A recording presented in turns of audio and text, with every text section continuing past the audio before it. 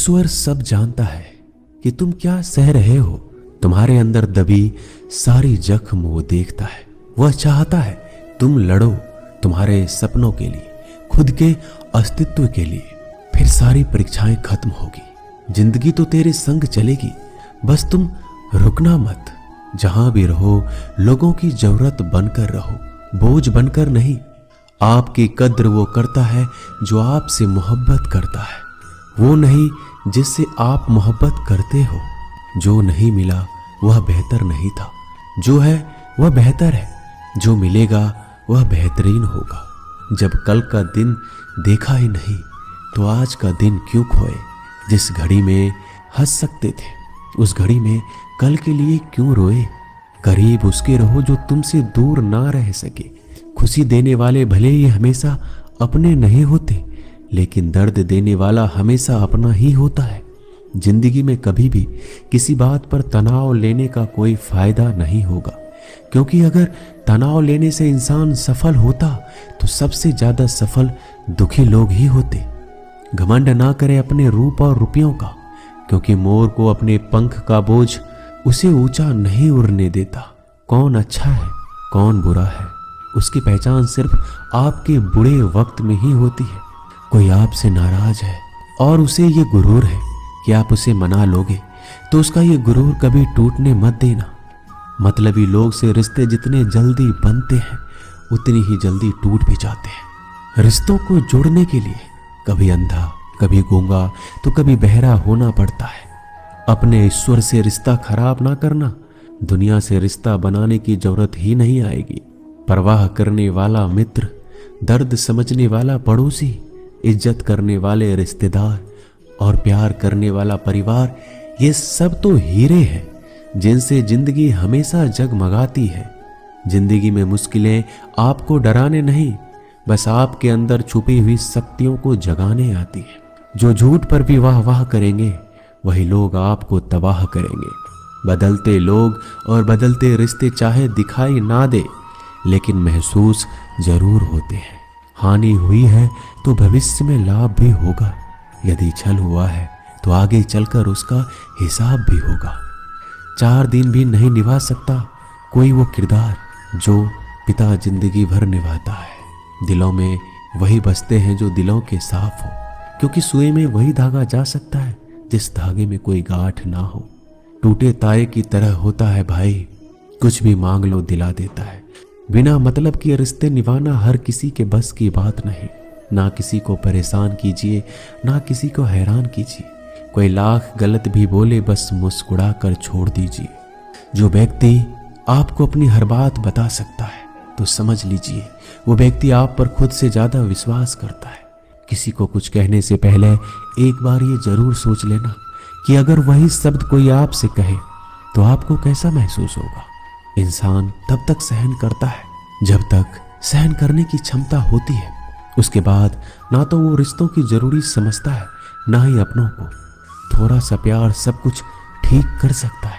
कुछ लोग अपनी अकड़ की वजह से कीमती रिश्ते खो देते हैं और कुछ लोग रिश्ते बचाते बचाते अपनी कद्र खो देते हैं। पतझड़ में ही रिश्तों की परख होती है। बारिश में तो हर पत्ता हरा ही दिखता है। गम में एक उंगली आंसू पोंछती है और खुशी में 10 उंगलियां मिलकर ताली बजाती है। यह तो है जिंदगी। दुख में कोई नहीं, सुख में सब साथी। परखने वालों के साथ नहीं, समझने वालों के साथ रहो। किसी को कितना भी अपना क्यों ना मान लो, वो आपको एक दिन अजनबी होने का एहसास दिला ही देगा। बुरे समय में दिलासा देने वाला अजनबी ही क्यों ना हो, वो दिल में उतर जाता है। और बुरे समय में किनारा करने वाला अपना ही क्यों ना हो, वो दिल से उतर जाता है। भरोसे में इतना अंधा ना बनो कि पास वाले की असली रंग ही ना दिखाई दे। अगर कोई आपके साथ नहीं रहना चाहता तो उसे आजाद कर दो। पकड़ के रखे गए रिश्तों में कभी सुकून नहीं मिलता। तुम्हारा दिमाग ही तुम्हारी सबसे बड़ी समस्या है। ये उन वजहों को पकड़ पकड़ के लाता है जो बेवजह है। औलाद साथ छोड़ देती है, लेकिन हम सफर जिंदगी के अंतिम पड़ाव तक साथ निभाता है। वक्त जैसा भी हो, अच्छा या बुरा, बदलता जरूर है। अच्छे वक्त में कुछ ऐसी गलती मत करो कि बुरे वक्त में लोग आपका साथ छोड़ दे। सच में साथ निभाने वाले कोई बहाने की तलाश नहीं करते। जिंदगी में खुश रहने का सबसे अच्छा तरीका उम्मीद रब से रखो, सबसे नहीं। रिश्ते सिर्फ मन से होने चाहिए, मतलब से नहीं। जैसे नीम के वृक्ष पर मीठे फल नहीं लगते, वैसे बुरे इंसान से अच्छी की उम्मीद आप नहीं कर सकते। दोस्तों, जहां से अहंकार नहीं जाता वहां से रिश्ते चले जाते हैं। शोर से दूर कुछ वक्त खुद के साथ बिताया कीजिए, अनसुलझे सवालों को तब सुलझाया कीजिए। अकेले में बैठकर जब खुद से बातें करते हैं तो यकीन मानो अनगिनत सवालों के जवाब हमें मिलते हैं। कुछ कहने, कुछ सुनने का मौका मिलता है। यही वो वक्त है जब खुद को समझने का मौका मिलता है। औलाद के लिए बाप वहां भी हाथ फैला देता है जहां वो पांव रखना भी पसंद नहीं करता। जिस रिश्ते में पल पल की घुटन हो, उस रिश्ते से पीछे हट जाना ही बेहतर है।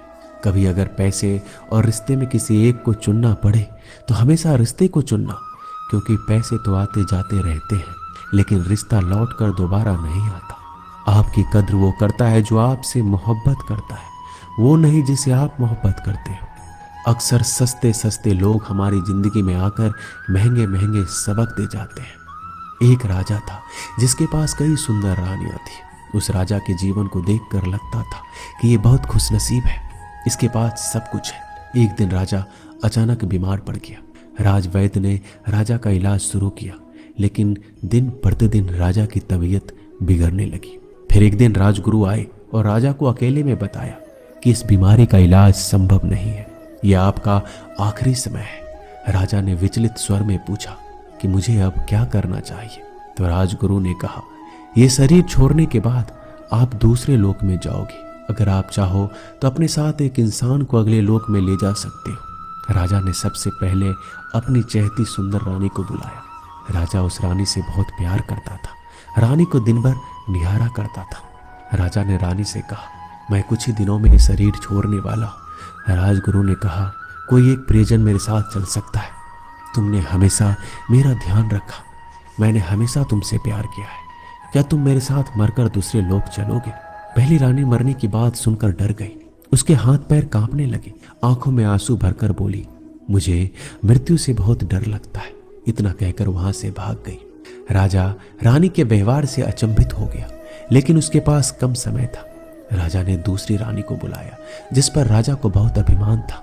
राजा हमेशा अपने भ्रमण पर लेके जाता, क्योंकि वह बहुत भाग्यशाली थी। उसके होने से राजा को किसी प्रकार की चिंता नहीं होती थी। राजा ने दूसरे रानी से कहा, मेरे लिए तुम बहुत भाग्यशाली हो, मेरे साथ हमेशा रही हो, क्या तुम मेरे साथ दूसरे लोक चलोगी? रानी ने कहा, महाराज, मैं मरने के बाद मैं आपके किसी काम नहीं आऊंगी। हमारी शादी से पहले एक साधु ने आशीर्वाद दिया था, मैं अपने पति के लिए भाग्यशाली रहूंगी, लेकिन विधवा होने पर यह आशीर्वाद खत्म हो जाएगा। इसलिए आपके जाते ही मुझे दूसरी शादी करनी होगी, इसलिए मुझे माफ कर दीजिए, मैं आपके साथ नहीं चल सकती। रानी का जवाब सुनकर राजा का अभिमान टूट गया, गहरी सोच में डूब गया। इस कठिन मौके पर आखिर मेरा साथ कौन देगा? राजा ने तीसरी रानी को अपने पास बुलाया। राजा को तीसरी रानी पर अटूट विश्वास था, क्योंकि तीसरी रानी ने हर परेशानी में, सुख दुख में राजा का बहुत साथ दिया। राजा ने रानी से कहा, हम सुख दुख में हमेशा साथ रहें, मुझे दूसरे लोक में तुम्हारी जरूरत पड़ेगी, क्या तुम मेरे साथ चलोगे? तीसरी रानी ने कहा, मैं जरूर आपके साथ चलती, पर मैं मजबूर हूँ। हमारी एक बेटी है, मेरा एक भाई भी है, मुझे उनका भी साथ देना है। राज्य बहुत बड़ा है, यहाँ मेरे बहुत काम बाकी है, लेकिन मैं शमशान तक आपके साथ जरूर चलूंगी। मैं आपके अंतिम संस्कार को अच्छे से पूरा करवाऊंगी। जवाब सुनकर राजा का दिल बैठ गया। जिस पर खुद से ज्यादा विश्वास था, उसने भी साथ चलने से मना कर दिया। राजा का आखिरी समय नजदीक आ रहा था। एक दिन राजा से मिलने राजा की सबसे पहली और पुरानी रानी आई। उस रानी को देखते ही राजा ने कहा, प्रिय, मैंने तुमसे पहले शादी की थी। जब भी मेरा मन दुविधा में होता है, मैं तुमसे बातें किया करता हूँ, मुझे बहुत शांति मिलती है। लेकिन आज मुझे पछतावा हो रहा है, मैंने पिछले कई सालों से तुम्हारे लिए कभी समय नहीं निकाला। मैं सच में बहुत दुखी हूँ। अच्छा हुआ तुम मुझसे मिलने आए। इससे पहले कि राजा कुछ पूछता, पहली रानी ने शांति से कहा, मैं आपके साथ चलूंगी, मैं कभी आपका साथ नहीं छोड़ सकती। दोस्तों, राजा की तरह हमारे जीवन में भी 4 रानियां हैं। पहली रानी है हमारा शरीर। हम शरीर का कितना भी ख्याल रखें, ये कितना भी सुंदर हो, हम इसे कितना भी सजाएं, पर आखिरी समय में शरीर हमारे साथ नहीं आ सकता और पहली रानी की तरह मृत्यु के आते ही शरीर शिथिल पड़ जाता है। दूसरी रानी है धन और संपत्ति। हमें धन और संपत्ति पर घमंड और भरोसा होता है कि यह बुरे समय पर काम आएगा, लेकिन दूसरी रानी की तरह कभी ये एक जगह नहीं टिकता, आपके जाने के बाद किसी और के पास चला जाता है। तीसरी रानी है दोस्त और सगे संबंधी, जो जरूरत के समय साथ देते हैं, सुख दुख में भी हाथ बटाते हैं, लेकिन तीसरी रानी की तरह यह सब संसार में फंसे होते हैं, केवल अंतिम संस्कार तक ही साथ आ सकते हैं। चौथी रानी है आत्मा या मन की शांति, जो पूरे जीवन का स्रोत है। यही वफादार दोस्त है जो हमेशा साथ देती है और मृत्यु के साथ भी जाती है, लेकिन हम इसे जीवन भर नजरअंदाज करते हैं। आत्मा और मन की शांति की तरफ कभी ध्यान नहीं देते।